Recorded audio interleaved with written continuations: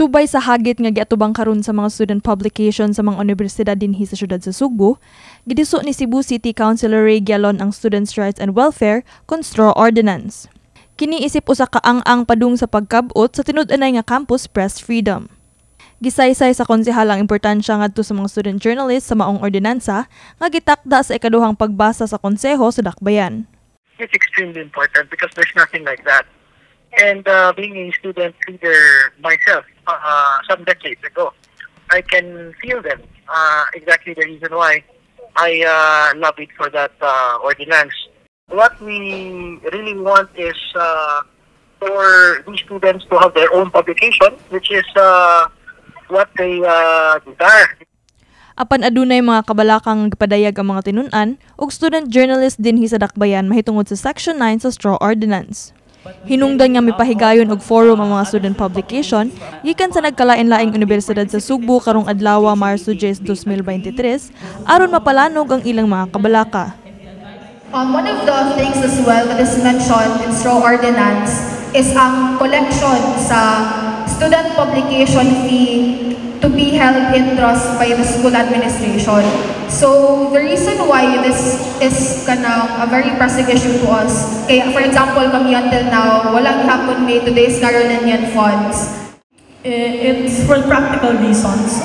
Since 2019, we weren't able to generate actual, like physical copies of, for example, newsletters and magazines and such, and we'd like to bring that back. Legislation like the Straw Ordinance should instead focus on protecting campus journalists rather than legitimizing the suppression of campus press freedom. While we recognize that this is a step forward towards pro-student legislation, it is high time that the voices of our campus journalists who oftentimes help in covering issues that most of the time cannot reach the mainstream are more than necessary na tabangan sila. Pinaagi sa usa ka hiniusa nga solidarity statement, ipadangat sa mga student journalists sa Dakbayan ang ilang mga kabalaka sa buhatan ni Gialon. Ang konsehal mibutyag nga abli og andam ang iyang opisina nga modawat sa ilang mga reklamo. There were a lack of consultations of student publications. So the mga student pubs here in Cebu City, they have varying degrees of concerns with regards to the provision.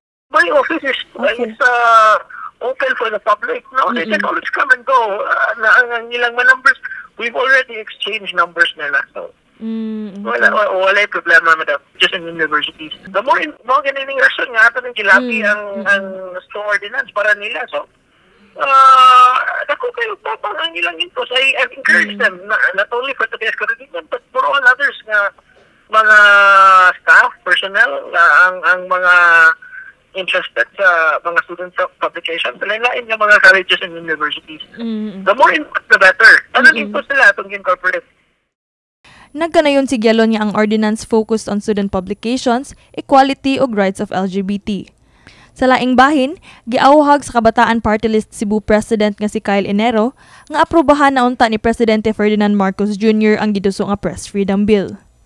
At the national level, high time na po again ang government, especially under the Marcos Jr. administration, nga ipasa into law amo ang gipropose sa Kabataan Party List nga Campus Press Freedom Bill that asserts the autonomy of our campus journalists and at the same time, one that protects them by having a penalty clause that will hold anyone, even the university administration, accountable.